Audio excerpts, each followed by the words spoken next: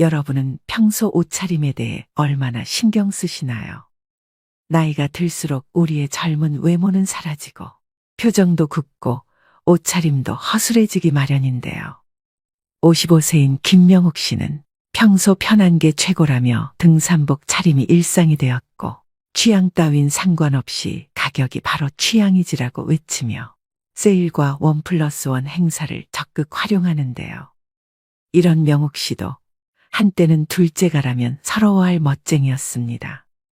결혼하고 아이들을 키우며 치열하게 삶을 꾸려나가다 보니 자신을 가꾸는 일은 점점 뒤로 밀려났고 50이 넘은 지금에 와서는 멋은 사치스럽고 귀찮은 일이 되어버렸죠. 그러던 어느 날 명욱 씨는 우연히 마주친 고등학교 친구를 보고 깜짝 놀랐습니다. 자연스럽고 과하지 않은 친구의 옷차림은 우아한 멋이 있었고 말과 생각에는 젊음이 있었습니다. 명욱 씨가 포기한 멋은 단순히 외모나 옷차림이 아니었습니다. 어느새 마음마저도 나이 들어가고 있었죠. 우리가 누군가를 처음 만났을 때 그 사람에 대한 평가는 단 0.1초 만에 이루어진다고 합니다. 이처럼 빠른 시간 안에 형성되는 첫인상은 우리가 의식하지 못하는 사이에도 큰 영향력을 발휘합니다. 옷부터 똑바로 입어라는 조언은 바로 이러한 첫인상의 중요성을 강조하는 말인데요. 실제로 사람들은 겉모습을 통해 그 사람의 개성, 신뢰성, 심지어 능력까지도 판단하게 됩니다. 삶이 길어지는 이 시대에 우리는 부지런히 외모를 가꾸어야 할 필요가 있습니다. 그래야 노년의 품격이 더욱 드러나는 것이죠. 여자가 예뻐 보이려고 화장하듯이 노년은 옷으로 화장해야 된다는 말이 있습니다. 물론 화려하고 값비싼 옷을 입으란 뜻은 아니고 아무렇게나 옷을 입지 말라는 얘기입니다. 더구나 옷차림이 여러분의 운을 가로막거나 반대로 재물운을 불러올 수 있다는 사실을 알고 계신가요? 워싱턴 대학교 심리연구팀의 논문에 따르면 평소 입는 옷차림에 따라 자산이 10배에서 최대 100배 이상 벌어진다고 합니다. 그래서 오늘은 운과 재물복을 불러오기 위해서 반드시 피해야 하는 옷차림과 나이 들수록 외모에 신경 써야 하는 진짜 이유에 대해 살펴보겠습니다. 영상 마지막에서는 중노년의 멋을 꽉 붙잡는 3가지 방법도 함께 말씀드리니 영상 끝까지 시청하셔서 품격 있는 노후를 만들어 가시길 바랍니다. 반드시 피해야 하는 옷차림 첫 번째는 낡은 운동화나 구두는 절대 신으시면 안 됩니다. 여러분, 운을 막는 최고의 요소는 바로 신발이라고 합니다. 신발은 매일 다양한 장소를 다니기 때문에 여러 가지 운을 흡수하는데 운이 좋은 장소에 데려다주는 신발이 깨끗하면 운도 저절로 따라 들어온다고 하는데요. 반면 오래된 낡은 신발에는 음의 기운으로 가득 차 있기 때문에 꼭 버려주셔야 됩니다. 또 낡고 더러운 운동화나 구두를 신고 다니는 사람은 행동과 생각에 조심성이 없다는 반증이기도 합니다. 한마디로 편한 대로 또 하고 싶은 대로 하고 살아가는 사람이라는 이야기입니다. 사람은 한 걸음을 걸어도 디뎌야 할 곳과 디디지 말아야 할 곳을 구분하지 못할 것이며 그 사람의 무의식 속에 새겨져 그 사람의 생각과 말, 행동에도 영향을 줄 것입니다. 즉 때와 장소를 가리지 않고 하고 싶은 대로 하는 사람이 될 것입니다. 낡은 신발을 신는 사람을 좋아하는 사람은 없겠죠. 절대 좋은 기회가 주어지지 않기 때문에 인생의 운과 재물 역시 가로막히게 될 것입니다. 신발은 늘 깨끗하게 유지하고 낡은 것은 새 것으로 바꿔주셔야 됩니다. 또한 운동화의 밑창이 다르면 뛰고 걸을 때마다 완충되는 곳이 없어 발바닥과 무릎, 허리가 그 충격을 그대로 흡수하게 됩니다. 그렇게 되면 관절과 척추의 염증을 쉽게 유발할 수 있는데요. 아무리 마음에 드는 운동화라도 밑창에 마모된 곳이 있으면 반드시 갈아주어야 나이가 들수록 허리가 아프지 않습니다. 반드시 피해야 하는 옷차림 두 번째는 색이 바랜 옷이나 늘어진 옷은 절대 입지 마세요. 옷이 늘어나고 색이 바랬다는 것은 이미 그 옷의 수명을 다했다는 이야기입니다. 이는 버려야 할 옷을 입고 다닌다고도 볼 수 있는데요. 이는 나에게 생기가 넘쳐나고 있느냐, 사기가 넘쳐나고 있느냐 하는 문제입니다. 즉, 내가 번영해 갈 사람인지 몰락해 갈 사람인지를 암시하는 중요한 문제라는 것이죠. 또한 세탁소에서 주는 철제 옷걸이도 사용하시면 안 됩니다. 녹이 슬거나 곰팡이, 먼지가 있는 곳은 풍수학에서는 가장 나쁜 것이라고 말합니다. 옷장은 습기가 많은 곳이고 철로 만들어진 세탁소 옷걸이는 시간이 지나면서 녹이 슬기 마련인데요.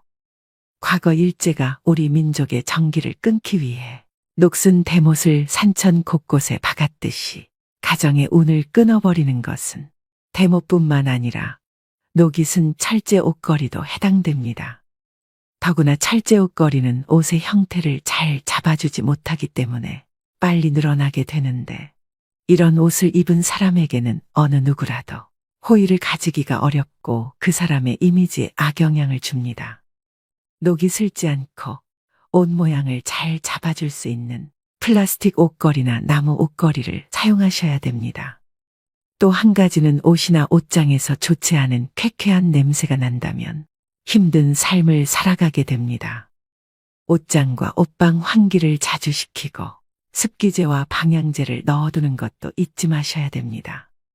반드시 피해야 하는 옷차림 세 번째는 허전한 손목이나 목은 불운을 불러옵니다.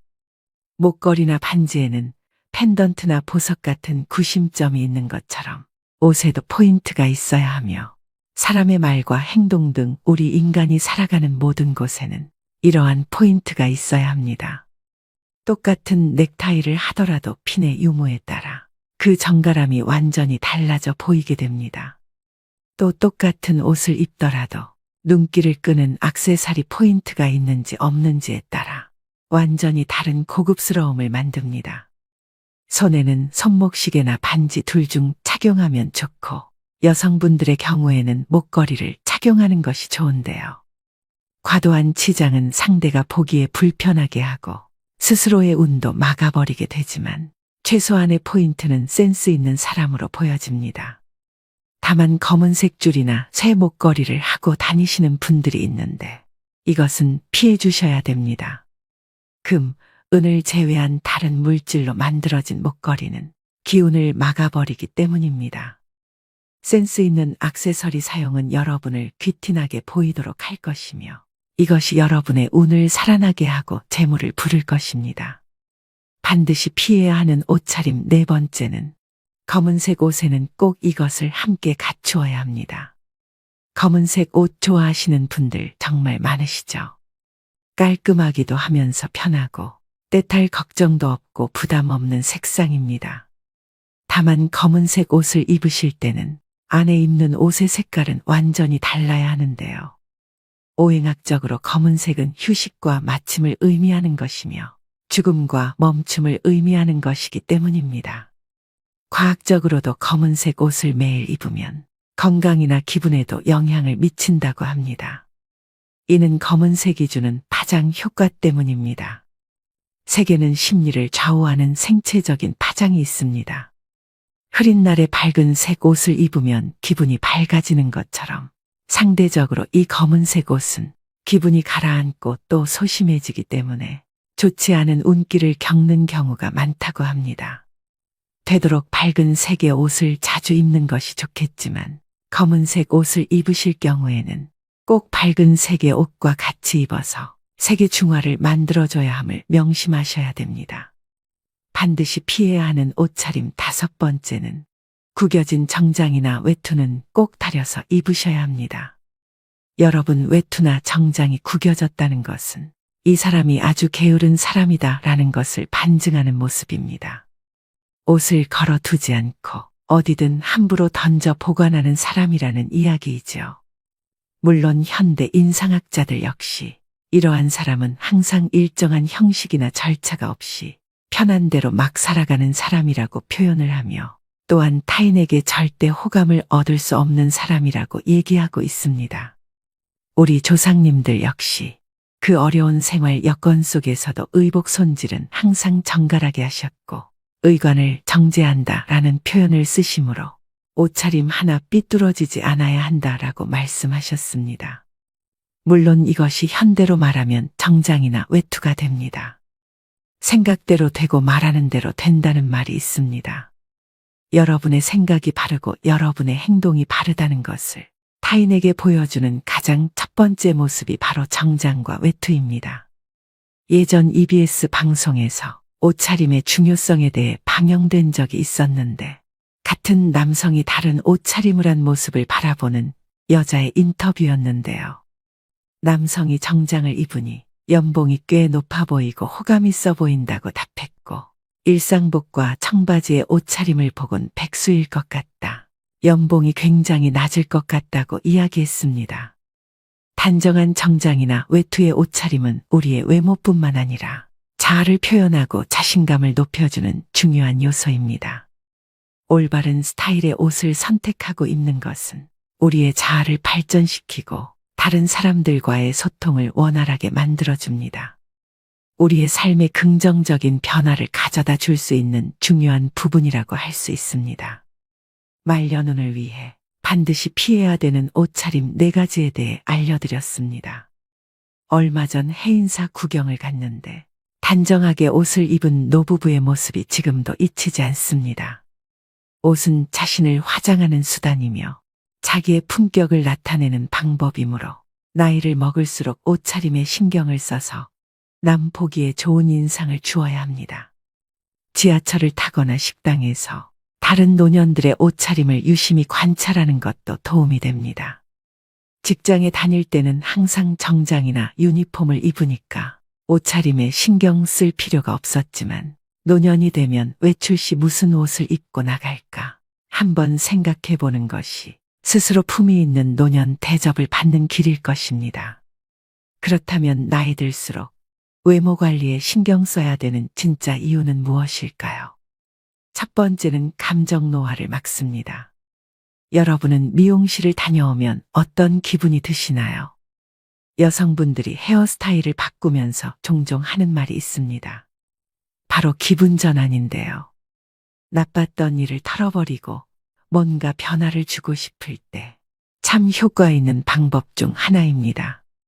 이것은 심리치료법 중 행동을 변화시켜 감정을 조절하는 행동치료의 효과와 같다고 합니다.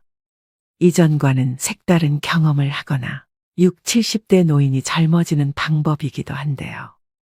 젊은 사람들도 마찬가지겠지만 나이 들수록 외모 관리는 더 활력 있게 보이고 같은 나이대보다 더 젊어지는 효과가 있습니다. 한 연구에 따르면 겉모습이 노인에 가까울수록 감정의 노화가 더욱 빠르게 진행되어 결국에는 전신 기능이 쇠약해지는 경우가 많았다고 지적합니다. 예쁜 옷을 입거나 피부 관리를 하는 등 외모에 신경을 씀으로써 감정까지도 조절할 수 있다고 하는데요. 노인들은 나이 들수록 나태해지기 쉽습니다. 될수록 많이 걷고 움직이면서 언행을 무겁게 하고 자기 관리에 힘써야 노공이나 노출을 면할 수 있습니다.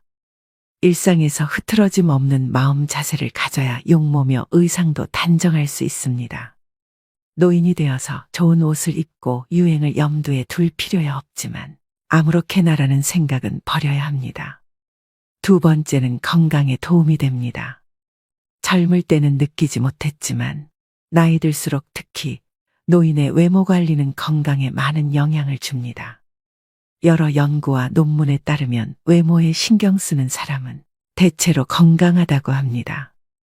화장이나 외모 관리 행동이 여성 노인들의 우울증을 예방하는 효과도 있는데요.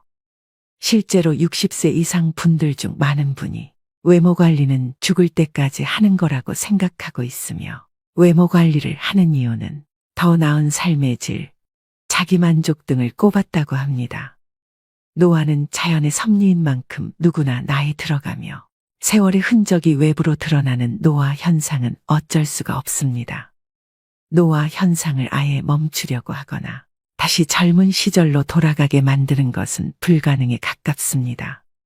그렇지만 은퇴 후에 이제는 자유인이라며 흐트러진 외형의 모습이라면 자신의 용모를 한 번쯤 다시 생각해 볼 문제가 아닐까 싶습니다.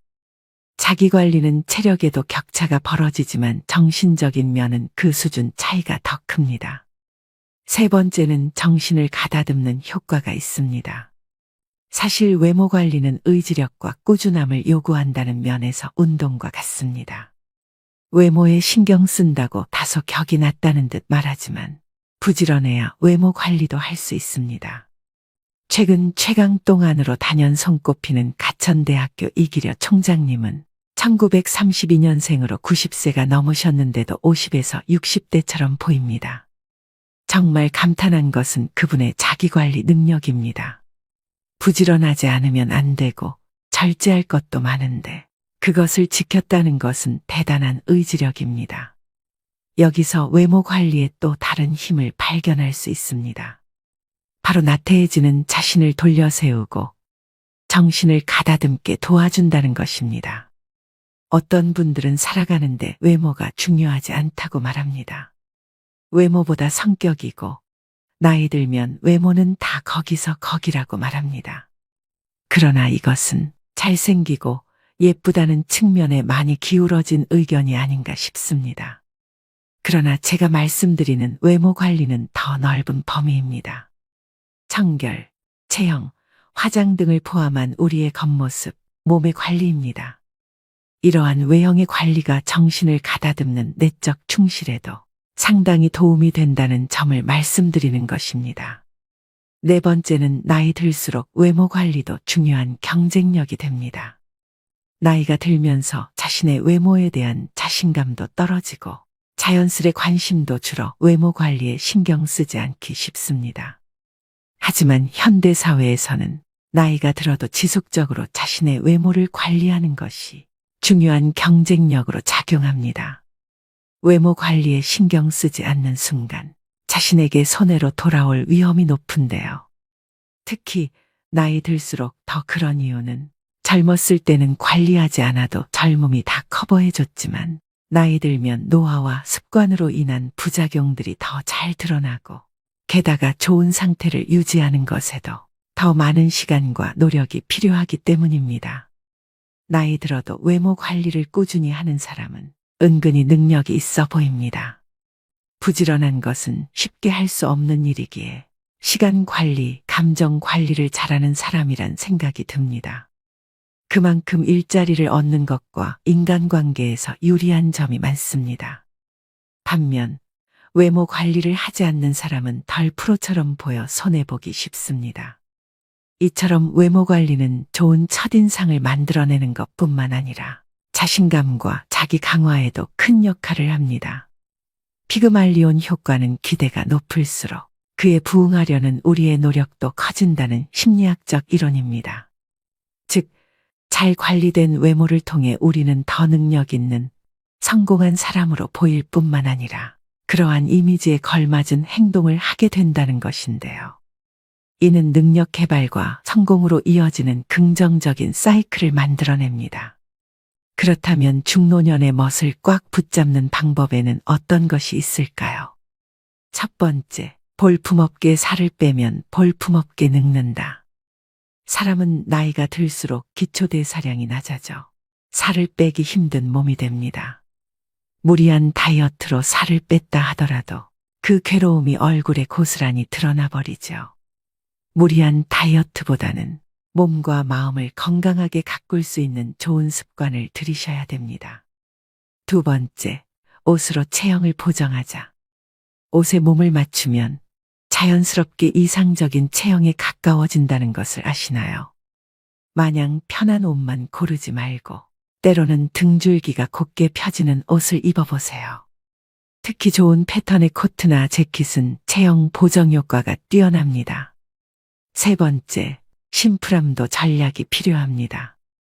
심플한 코디는 자칫 잘못하면 평범하고 재미없어 보일 뿐입니다.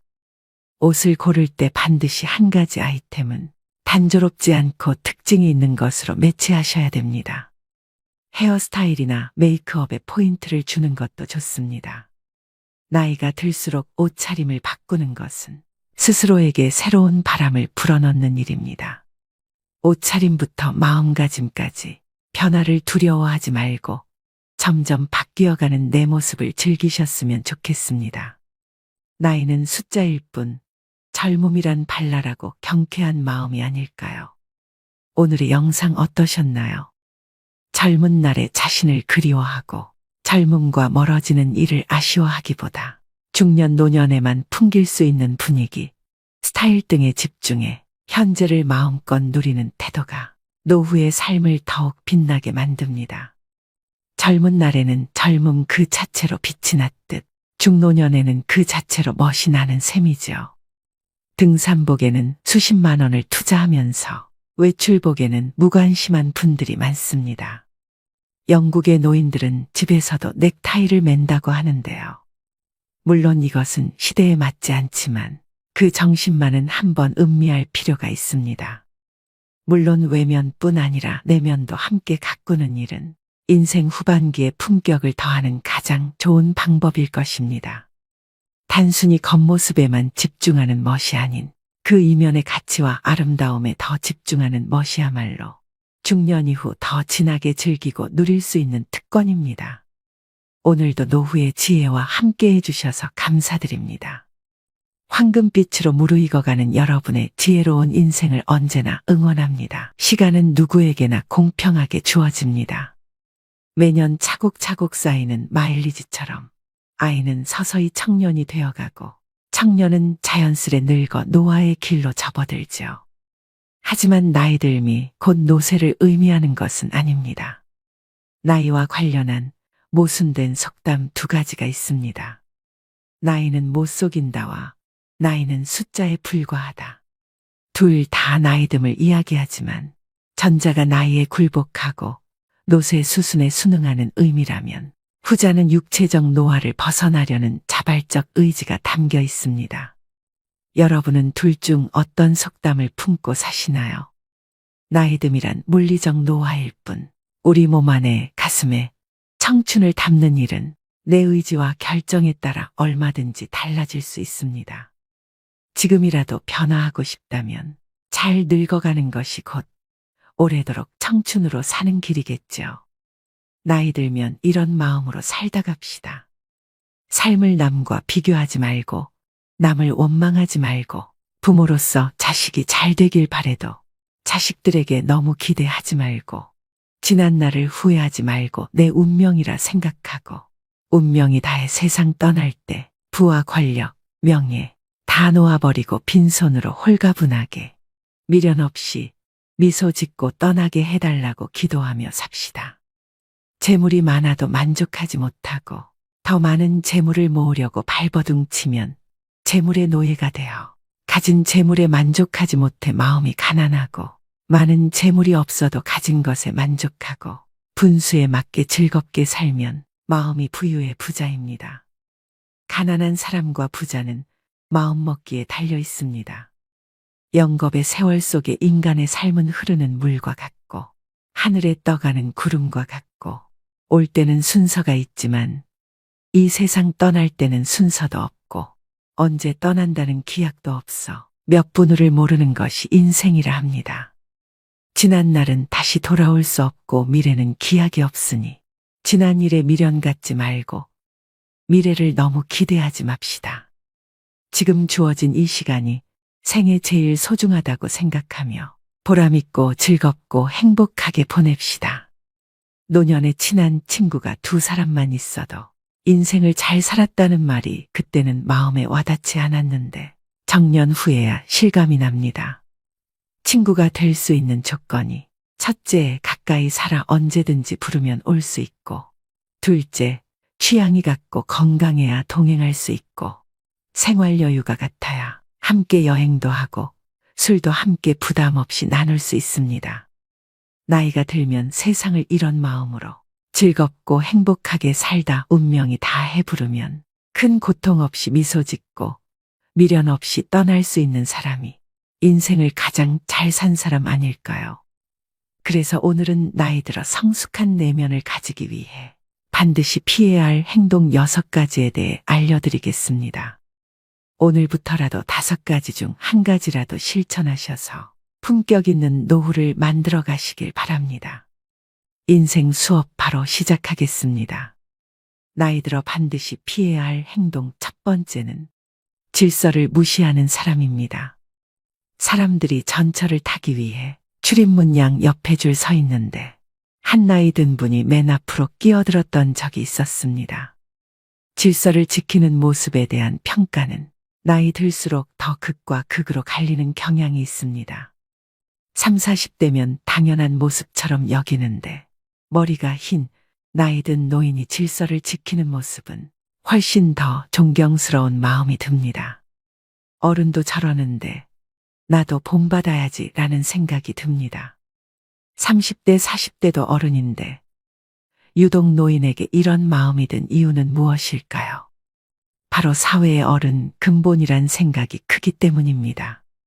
반면 노인이 질서를 무시하는 모습은 더 추하게 보입니다. 어린 사람보다 더 비난을 받는 이유는 모범을 보일 위치에 있는 사람이기 때문입니다. 오래전 줄을 서자, 차선을 지키자라는 캠페인이 벌어진 적이 있습니다. 사고를 예방하고 모두가 편해지는 길이라는데 공감했습니다. 새치기하고 무단횡단하는 것은 정말 부끄러운 모습입니다. 그런데 이런 행동을 어른이 버젓이 하는 모습에 질서를 가르치던 부모는 아이의 눈을 가리게 됩니다. 배울 것이 없는 것은 괜찮습니다. 하지만 배우지 말아야 할 것을 하는 것은 어른으로서 부끄러운 일입니다. 이런 부끄러움은 나이가 들수록 더 커져 추하게 보이기까지 합니다.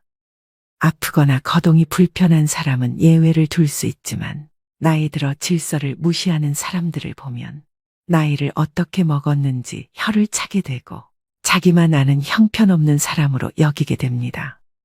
두 번째는 책임을 회피하고 남 탓하지 말아야 됩니다. 우리가 어른에게 기대하는 것 중 하나는 바로 성숙한 태도와 책임감입니다.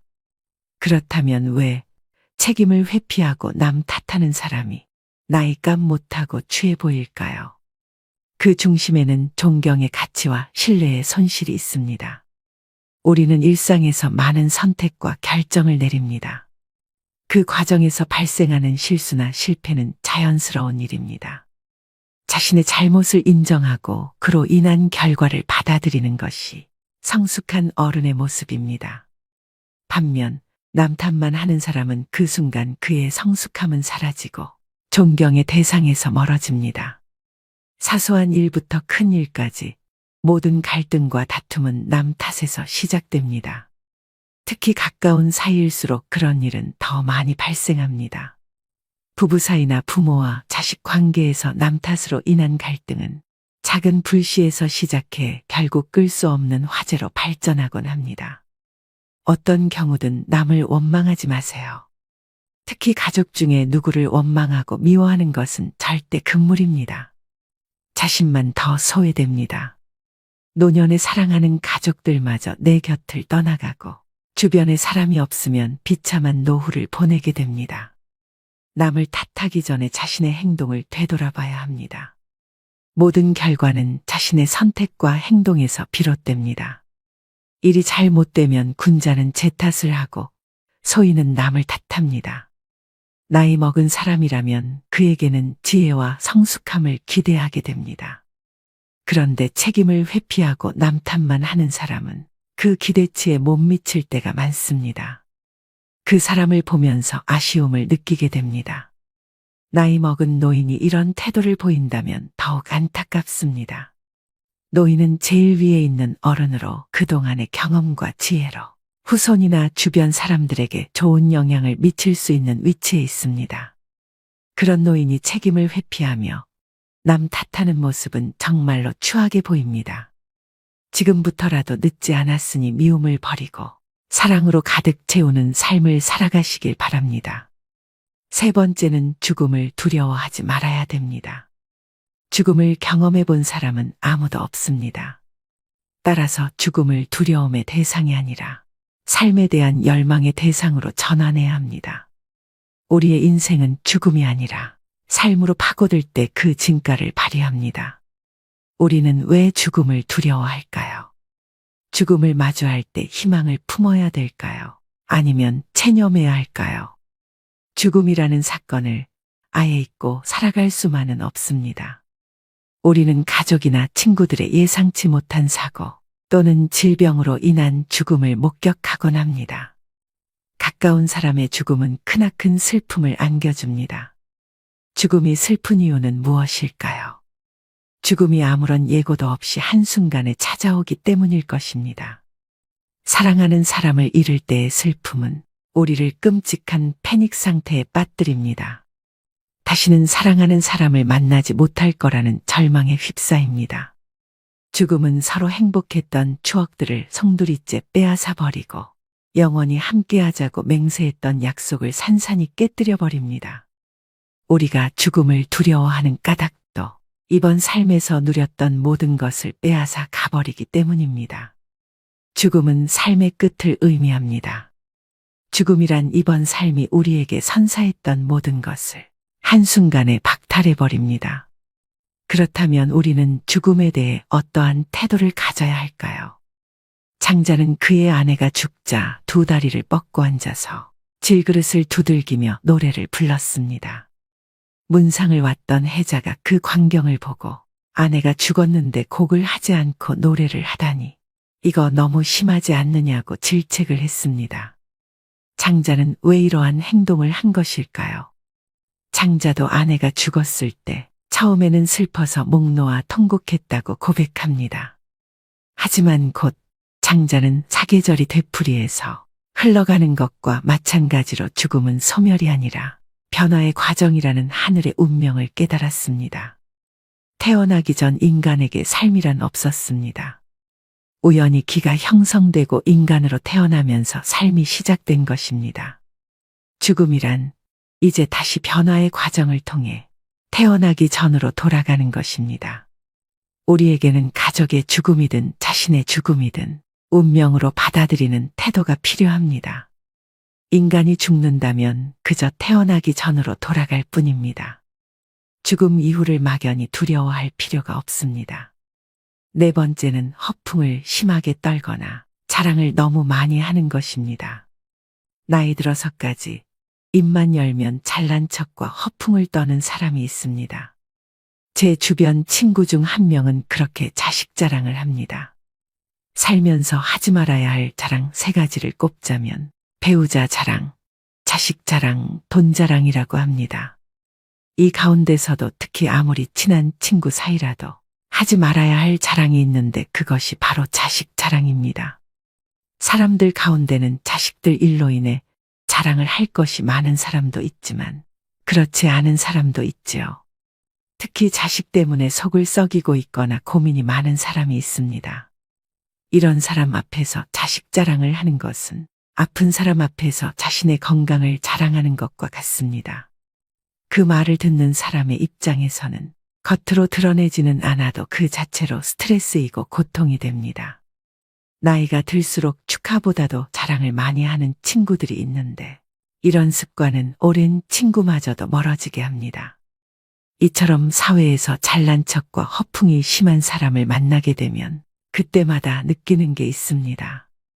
자랑하는 사람일수록 자세히 들여다보면 내세울 것이 별로 없다는 사실입니다. 자신은 스스로 자기 자랑을 열심히 하고 있지만 그래서 들여다보면 빛 좋은 개살구이거나 그 주변에는 별로 성과라고 할 만한 것이 없는 사람이 대부분이었습니다. 왜 그럴까요? 자랑을 수시로 하는 사람은 겉으로 자신이 대단한 사람이라는 것을 적극적으로 알리지 않으면 부족한 사람이라는 것이 저절로 드러나기 때문이다. 자신에게 부족한 점이 많다는 것을 감추기 위해 끊임없이 주변 사람에게 자기를 드러내는 것입니다. 주변 사람에게 어떻게든 인정을 받아야 부족한 것을 감출 수 있을 것 같은 의식의 생각입니다. 그런 사람들의 의식에는 역설적으로 별로 이룬 것이 없는 사실에 대한 불안과 걱정이 깔려 있습니다. 반면 무엇인가를 이룬 사람은 그것을 굳이 자랑하려 하지 않습니다. 아니, 자랑할 필요가 없습니다. 자랑하지 않아도 그들이 갖춘 것은 저절로 드러나기 때문입니다. 경제적으로나 정신적으로나 부유하든 그렇지 않든 과실을 주목적으로 하는 사람일수록 자랑하는 것만큼 실제로는 보잘것없을 가능성이 큽니다. 실제로 내가 갖고 있는 것과 이룬 것과 별개로 과시를 목적으로 하는 사람일수록 스스로 자신이 부족한 사람이라는 사실을 계속 강조하는 것이겠죠. 사람들과의 관계에서 항상 겸손하고 베풀 줄 아는 것. 겸손과 베푸는 삶을 실천할수록 실제로 부자 마인드에 가까워지는 법입니다. 그렇게 아름답게 늙는 것입니다. 그것이 진짜 부자들의 자세이기 때문입니다. 5번째는 내적 성장을 최우선으로 해야 됩니다. 돈이나 권력과 같은 언제고 사라질 수 있는 그림자를 삶의 절대적 가치라고 믿고 살아간다면 실제로 그것들이 사라졌을 때 크나큰 상실감에 휩싸일 수밖에 없습니다. 반면에 내적 성장은 사라지지 않습니다. 내가 깨달은 참된 지혜는 누구도 훔쳐갈 수 없습니다. 질문하지 않는 삶은 무의미합니다. 우리는 어렸을 적 경이로움에 가득 찬 눈동자로 세상을 바라봤습니다. 그런데 자라면서 세상을 향한 호기심은 물론 자기 자신에 대한 궁금증을 서서히 잃게 됩니다. 이미 다 안다고 착각하기 때문입니다. 이 세상은 무엇으로 이루어져 있는지, 왜 그런 일이 일어나는지, 나는 어떻게 해야 하는지 집요하게 캐묻지 않습니다. 그렇게 서서히 고정관념에 갇힙니다. 세상 일에 대해 그리고 더 나은 삶에 대해 캐묻지 않고 음미하지 않는 사람은 무미건조하고 무기력합니다. 더 좋은 삶을 상상하지 않으니 변화 역시 생기지 않습니다. 뭘 해도 시큰둥하고 재미없는 일상에서 삶의 의욕을 얻기란 불가능할 것입니다. 그렇다면 어떻게 해야 할까요? 질문을 통해 지혜를 스스로 깨우쳐야 합니다. 누구도 대신 답할 수 없는 질문에 질문을 던지고 자기만의 답을 찾아가는 것이야말로 세상에 대한 경이로움을 회복하는 방법이자 지혜를 얻는 태도입니다. 6번째는 내 몸을 사랑해야 됩니다. 마르고 날씬한 몸매가 미의 기준이 되면서 하루가 멀다 하고 온갖 종류의 다이어트 프로그램과 보조제, 갖가지 운동 방법이 홍수처럼 쏟아집니다. 그러는 동안 남녀를 불문하고 식이장애에 시달리는 사람들도 늘어나고 있는데요. 식이장애는 극단적 다이어트 후 폭식과 거식으로 우울증과 같은 심리적 문제를 일으키는 질병입니다. 우울증은 다시 폭식과 거식으로 이어져 악순환의 고리에 빠지게 됩니다. 오늘날 건강한 육체는 겉보기에 날씬하고 다부진 몸매와 동일시되고 있습니다. 아이러니하게도 날씬한 몸매를 얻는 대신 건강을 잃는 일이 생깁니다. 어떻게 하면 정신과 육체를 모두 건강하게 할 수 있을까요? 첫째, 내 몸을 사랑하는 것은 자유로워지는 첫걸음이다. 세상에서 말하는 아름다움의 기준을 충족시키기 위해서가 아니라 육체가 제 기능을 온전하게 발휘하도록 관리해야 됩니다. 남에게 보여주려고 인생을 낭비하지 마세요. 둘째, 마음의 허기를 정신적으로 채우는 것이다. 마음이 허해서 먹는다라는 말이 있습니다. 우리는 우울한 기분이나 불안, 허전함을 음식을 먹으며 채우곤 합니다. 그러고는 자책감과 우울감, 자기 혐오를 느낍니다. 불안하거나 우울하다면 식욕을 채우는 것 외에 다른 방법을 찾아보세요. 인간관계에서 만족감을 얻을 수도 있고 취미생활로 일상을 풍요롭게 만들 수도 있습니다. 중요한 건 허한 내 마음을 알아주는 것입니다. 잃어버린 만족감을 자기 자신에게 돌려주려 노력할 때 공허하고 외롭고 혼란스러운 마음의 그늘이 걷히게 됩니다. 세상에서 말하는 아름다움의 기준을 충족시키기 위해서가 아니라 육체가 제 기능을 온전히 발휘하도록 관리해야 합니다. 남에게 보여주려고 인생을 낭비하지 말고 타인에게 맞춰진 모습으로 스스로를 뜯어고치려 하지 말아야 합니다. 오늘의 영상 어떠셨나요? 사람들은 이미 지나버린 시간 속에 후회스럽다 말을 자주 합니다. 그때 참았더라면, 그때 잘했더라면, 그때 알았더라면, 그때 조심했더라면, 훗날에 지금이 바로 그때가 될 텐데, 지금은 아무렇게 보내면서 어리석게도 오늘도 자꾸 그때만 찾고 있습니다. 게으른 사람에겐 돈이 따르지 않고 변명하는 사람에겐 발전이 따르지 않는다고 합니다. 자기만 생각하는 사람에겐 사랑이 따르지 않고 비교하는 사람에겐 만족이 따르지 않으며 거짓말하는 사람에겐 희망이 따르지 않고 간사한 사람에겐 친구가 따르지 않지요. 세상을 아름답게 살려면 꽃처럼 살면 되고 세상을 편하게 살려면 바람처럼 살아가야 합니다. 꽃이란 자신을 자랑하지도 남을 미워하지도 않으며 바람은 어떤 그물에도 걸리지 않고 험한 산도 아무 생각 없이 쉽게 오릅니다. 그러니 나이 들어서는 꽃처럼 바람처럼 살아가야 합니다. 사람은 태어나면서부터 변해가는데 그것을 성장이나 노쇠라 합니다. 죽어가는 과정이기도 하죠. 나이가 들면서 늙어가는 이도 있고 낡아지는 이도 있고 익어가는 이도 있습니다. 여러분은 어느 쪽에 해당하시나요? 노인이라고 다 똑같은 것은 아닙니다. 아름답게 늙어가기 위해서는 세상의 변화에 발맞춰 현재 진행형으로 바뀌어야 합니다. 마지막으로 정지용의 시 향수 들려드리면서 오늘의 영상 마무리하겠습니다.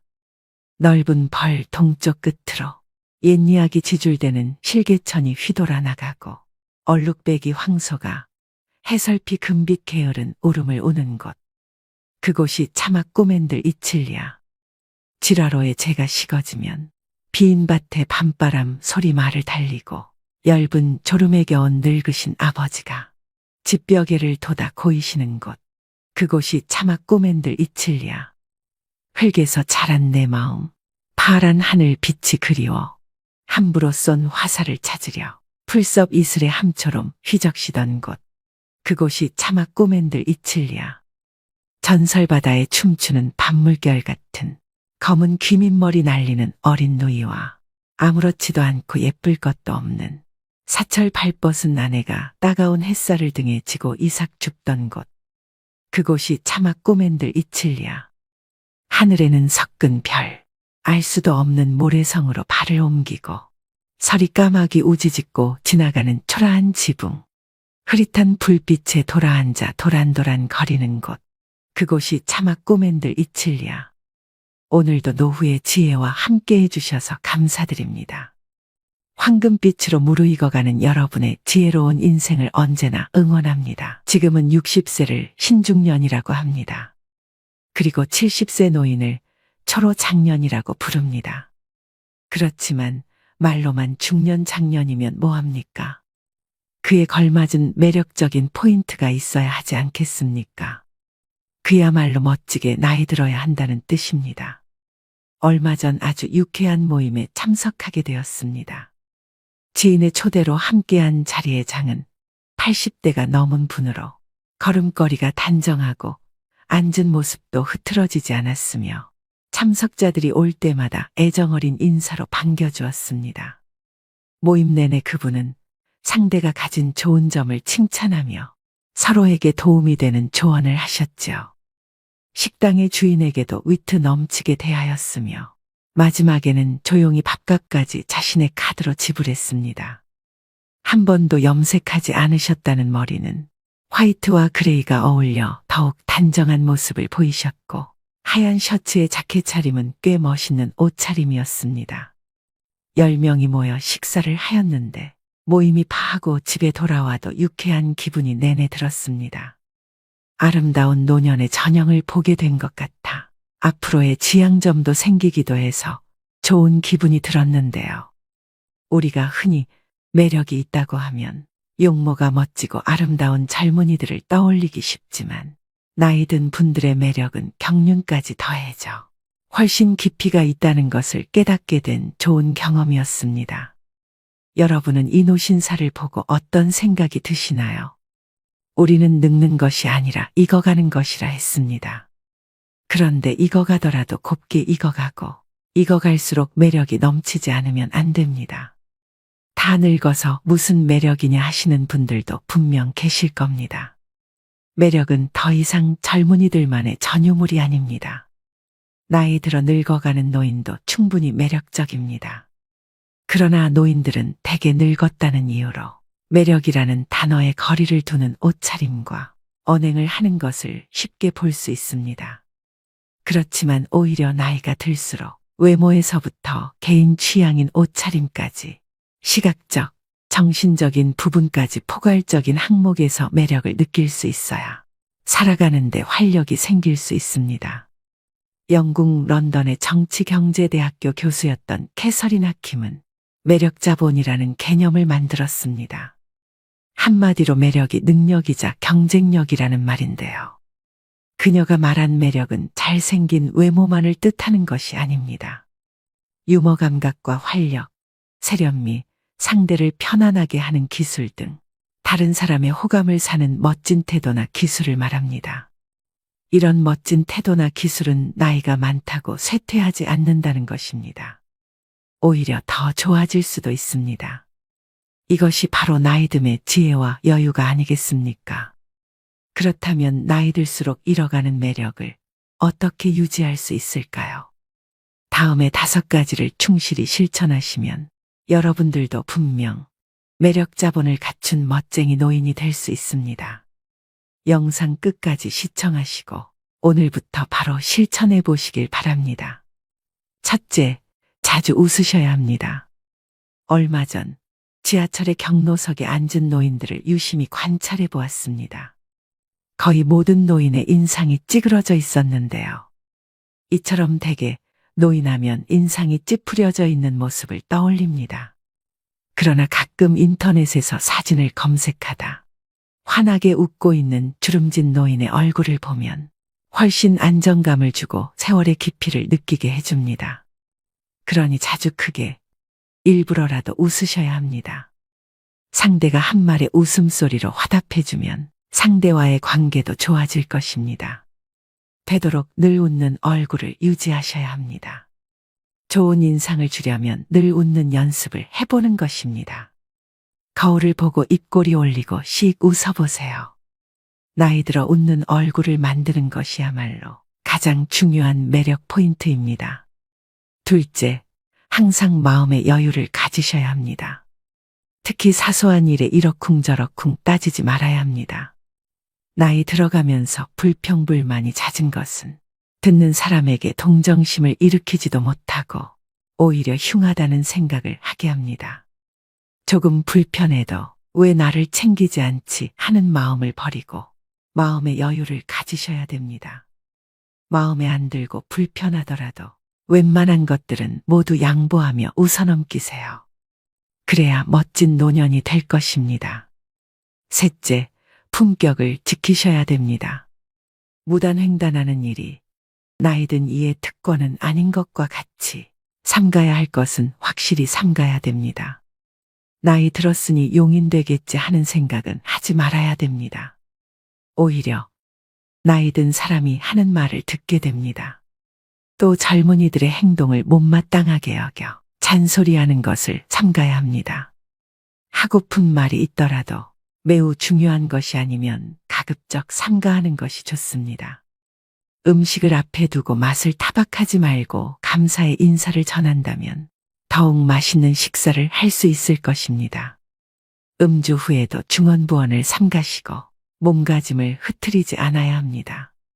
나이가 들면 청력의 손실로 목소리가 점점 커지니 말할 때도 주의 깊게 이야기해야 됩니다. 노인이라도 다 똑같은 노인이 아닙니다. 시기적절한 유행도 외면하지 말고 나이 들수록 자신의 외모도 다듬고 가꾸고 옷차림도 더 신경 쓰셔야 합니다. 그래야 노년의 품격이 자연스럽게 드러나는 것입니다. 넷째, 하루를 만끽하며 사셔야 합니다. 과거의 일, 특히 왕년의 내가 하지 않는 것입니다. 그리고 미래도 걱정하지 말아야 합니다. 불생불멸의 진리와 인과응보의 진리가 있습니다.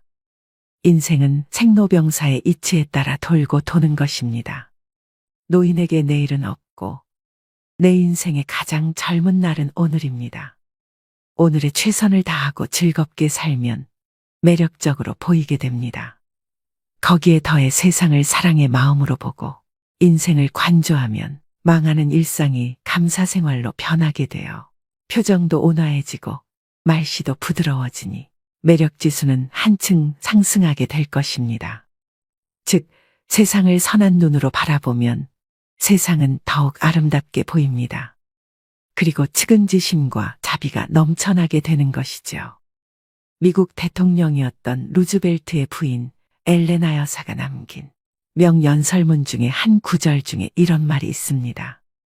아름다운 젊음은 우연한 자연현상이겠지만 아름다운 노년은 누구도 쉽게 빚을 수 없는 예술작품이다. 그렇습니다. 오늘이라는 현재에 충실하고 만끽하고 사셔야 됩니다. 5번째, 긍정적이고 적극적으로 살아가셔야 합니다. 긍정적인 태도는 실제로 기대 수명을 7년까지 연장한다고 합니다. 행복한 노년은 거저오지 않습니다. 건강하고 행복한 80세는 수십 년 전부터 차곡차곡 쌓아올린 노력의 결과물입니다. 이제 부정적인 모든 것은 지우는 것입니다. 자신의 익어감을 편안히 순리대로 받아들이는 것이 훨씬 더 평안하고 매력적이며 중후한 멋을 풍기게 되는 것이 아닐까요? 그리고 조금은 바보같이, 조금은 믿으며 사는 것입니다. 베푸고 사는 것이 당장은 손해라는 생각이 들 수 있지만 오히려 멀리 보면 큰 이익으로 돌아옵니다. 베푸는 것에는 3가지가 있습니다. 정신, 육체, 물질 3방면이 있는데요. 재물이 있으면 재물로, 재물이 없으면 힘으로 도울 수 있는 방법을 찾아야 합니다. 어떤 조직에서라도 책임이 맡겨지면 망설임 없이 몸을 던져 정열적으로 책임을 완수하는 것입니다. 여러분 어떠신가요? 어떻게 늙어갈 것인가는 모든 노인들의 화두일 것입니다. 사람이 각기 살아온 역사가 다른 것처럼 늙는 것도 각자 다를 수밖에 없습니다.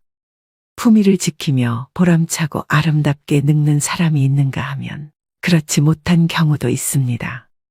멋지거나 추하거나 또 행복하거나 불행한 노년이 되는 것은 모두 자신의 책임입니다. 우리는 모두 살아온 궤적이 다릅니다. 모든 노년이 즐거움과 행복을 같이 누릴 수 없는 것이 당연하죠. 나이듦은 누구에게나 찾아오는 그리 반갑지 않은 손님입니다. 하지만 그 손님과 어떻게 공존하며 살아갈 것인지는 여러분의 선택과 태도에 달려 있습니다. 즉, 노력 여하에 따라서 아름답고 행복하게 늙어갈 수는 있습니다. 올해 여러분은 어떤 모습으로 나이 들어가기를 기대하고 계신가요? 그리고 여러분의 행복한 노후를 위해 어떤 노력을 기울이고자 하시나요? 이것을 지키지 않으면 땅을 치고 후회한다고 하는데요. 행복한 노후를 위한 원칙 5가지를 말씀드리겠습니다. 첫 번째는 더 이상 잃지 않는 것이 기본입니다. 어느 자산관리사는 어르신들께는 주식이나 펀드를 절대로 권하지 않는다고 합니다. 돈이 불어날 때는 좋아하시지만 팔지 못하고 나중에 손해를 입게 되면 괴로움이 이만저만이 아니라는 것인데요.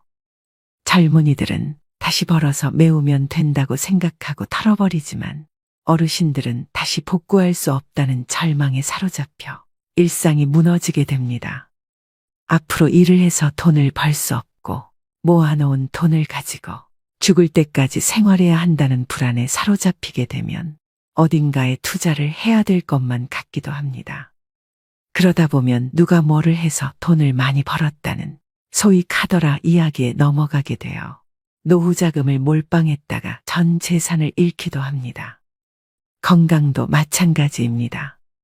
사람들은 좋은 것을 먹고 몸에 좋은 것을 함으로써 더 건강해지고자 노력하는데요.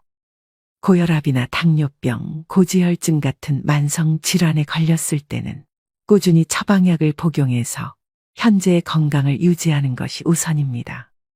검증받지 못한 건강식품이나 민간요법에 기대다 보면 현재의 건강도 지키지 못하고 후유증에 시달리게 될 수 있습니다. 2번째는 자식은 없는 셈 쳐야 됩니다. 불안장애나 우울증으로 병원을 찾는 어르신 중에 상당수는 자식 문제로 스트레스를 받다 병이 생긴 분들이라고 합니다. 자식의 이혼, 범죄, 사업 실패 등 자녀를 걱정하는 주제도 가지각색입니다.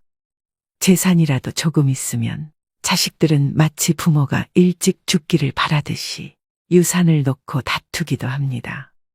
또 자식에게 물심양면으로 도움을 주다가 고생하는 어르신들도 적지 않은데요. 하지만 막상 부모가 어려움에 처했을 땐 자식은 나 몰라라 하는 경우가 부지기수입니다. 그렇게 자식으로부터 외면받고 마음고생하는 어르신들을 주변에서 흔히 볼 수 있죠. 경제적으로 자립하지 못했다고 해서 계속 퍼주면 내 노후가 먼저 무너지게 됩니다.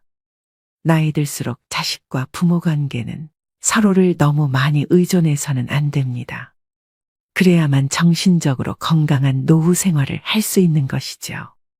자식에 대해서 신경 쓸 시간의 절반이라도 내 옆에 있는 배우자에게 서로 신경 쓰고 아껴주면 더 행복한 말년을 보낼 수 있을 것입니다. 세 번째는 새로운 관계를 만드셔야 됩니다. 나이가 들수록 고립되어 지내게 됩니다. 알고 지내던 사람들도 하나둘씩 건강상의 이유로 밖에 나가지 못하게 되는데요. 그 중에는 안타까운 병이나 사고로 죽어가는 이도 있습니다. 사회적 고립과 우울증을 예방하기 위해 지속적으로 사회활동을 하고 마음 맞는 사람들과 꾸준히 만나면서 소통하는 것이 중요합니다. 여러분은 나이 들수록 제일 두려운 게 무엇인가요? 아마 대부분의 분들이 치매가 걱정된다고 말씀하실 텐데요. 우울증은 치매의 원인 중 하나라고 합니다. 그만큼 노후의 정신 건강을 위해서는 외로움, 고립감을 극복하시는 게 가장 중요합니다. 친구를 사귀기 위해서는 사람들이 있는 장소에 가야 합니다. 기존의 인연을 이어가는 모임도 중요하지만 같은 취미를 가진 사람들이 모인 동호회나 봉사활동 같이 새로운 사람을 만날 수 있는 기회도 만드셔야 됩니다. 혼자 되는 것이 두려워 마음이 맞지 않는 사람과 계속 인연을 유지하시는 분들이 있습니다. 그런 점에서도 새로운 관계를 맺어 아프고 속상한 일이 있을 때 만나서 얘기할 이가 있어야 합니다. 네 번째는 나에게도 너그럽고 남에게도 너그러워야 합니다. 일생을 아주 단순하게 나누면 행운, 보통, 불운으로 3등분 할 수 있을 것입니다. 하지만 삶이 그렇게 단순하지만은 않지요. 행운과 보통의 경계선에 위치한 일이 발생하는 경우 누구는 행운으로 받아들이고 누구는 보통으로 받아들입니다. 즉, 삶을 어떻게 대하느냐에 따라 달라집니다. 항상 내가 맞고 남은 틀려야 한다고 고집하는 이는 자신이 틀릴 때마다 화가 나서 싸울 것입니다. 나도 틀리고 남도 틀리다고 생각하는 사람은 매사에 부정적입니다. 남편도 마음에 안 들고 자식도 마음에 안 들고 직장도 마음에 안 들고 나라도 마음에 안 듭니다. 가장 마음 편하게 사는 사람은 나에게도 너그럽고 남에게도 너그러운 사람입니다. 세상에 대해서 기대하는 것이 하나도 없다는 것은 희망이 없다는 것인데요. 하지만 세상에 대해서 기대치가 너무 높으면 매사가 불행해집니다. 사람도 일도 돈도 내 기대를 채워주지 못합니다. 따라서 나에게도 만족하고 남에게도 만족하는 삶을 살아야 합니다. 마지막 5번째는 현재에 집중해야 합니다. 옛날은 옛날이라고 생각을 하고 툭툭 털고 일어나야 합니다. 과거에 행복했다는 생각 때문에 현재가 불행하게 느껴져서는 안 됩니다. 과거의 트라우마로 인해 아직까지 불행에서 벗어나지 못해서는 안 됩니다. 미래에 대해서도 마찬가지입니다.